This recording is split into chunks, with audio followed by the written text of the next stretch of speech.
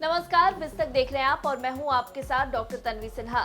देश के दिग्गज उद्योगपति गौतम अडानी इस साल की शुरुआत से ही अमेरिकी शॉर्ट सेलर हिंडनबर्ग के आरोपों से घिरे हुए हैं। अडानी हिंडनबर्ग मामले में सुप्रीम कोर्ट में सुनवाई होनी है।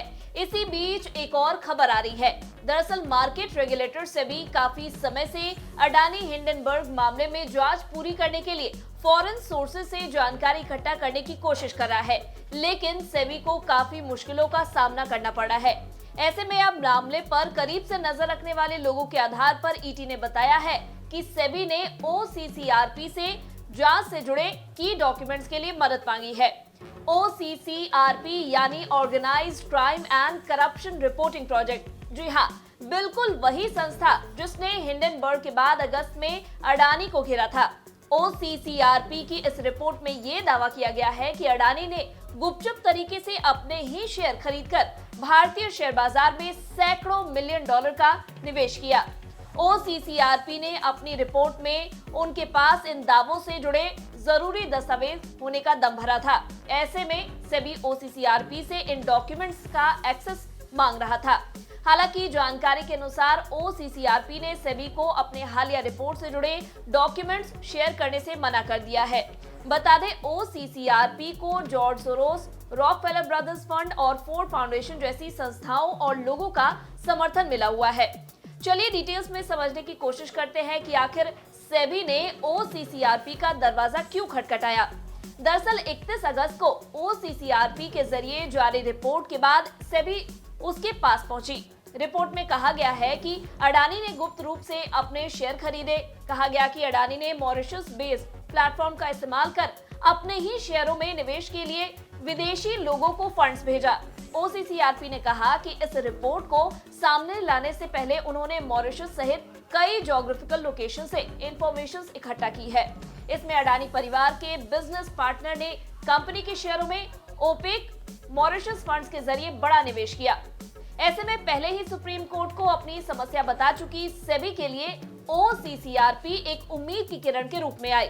सेबी ने सुप्रीम कोर्ट को बताया कि अडानी कंपनियों के कुछ विदेशी पोर्टफोलियो निवेशक से जुड़े शेयर होल्डर टैक्स हेवन में शामिल हैं। ऐसे में उनका इकोनॉमिक इंटरेस्ट स्टैब्लिश करना एक चैलेंज बना हुआ है। हालांकि उसके बावजूद वे 5 ओवरसीज एरिया से जानकारी जुटाने की पुरजोर कोशिश कर रहे हैं। ओसीसीआरपी से दस्तावेज मिलने की उम्मीद लगा बैठी सेबी को निराशा हाथ लगी है। ओसीसीआरपी ने ईटी को बताया कि सेबी ने उन्हें संपर्क कर जांच के लिए जरूरी दस्तावेज मांगे थे, लेकिन उनकी पॉलिसी के अनुसार वो अपने डॉक्यूमेंट्स खुद पब्लिश करने के अलावा किसी से शेयर नहीं करते। हालांकि एडवोकेट प्रशांत भूषण के पास कुछ डॉक्यूमेंट्स तक पहुंच है। बता दें, प्रशांत भूषण सुप्रीम कोर्ट के सामने अडानी हिंडनबर्ग मामले के एक पिटिशनर को रिप्रेजेंट करते हैं। ओसीसीआरपी ने कहा कि 1 सितंबर को भूषण ने उनकी डॉक्यूमेंट्स में से एक ट्वीट भी किया, जिसको उन्होंने भी अपनी रिपोर्ट में सोर्स के तौर पर यूज किया था। इसमें 2014 में सेबी को कथित स्टॉक हेरफेर के बारे में डीआरआई ने चेतावनी दी थी। वहीं 18 सितंबर को एक सुप्रीम कोर्ट में फाइलिंग की गई, जहां कुछ दूसरे डॉक्यूमेंट्स को भी अटैच किया गया। ऐसे में ओसीसीआरपी का कहना है कि ये वही डॉक्यूमेंट्स है जिसका उन्होंने भी इस्तेमाल किया।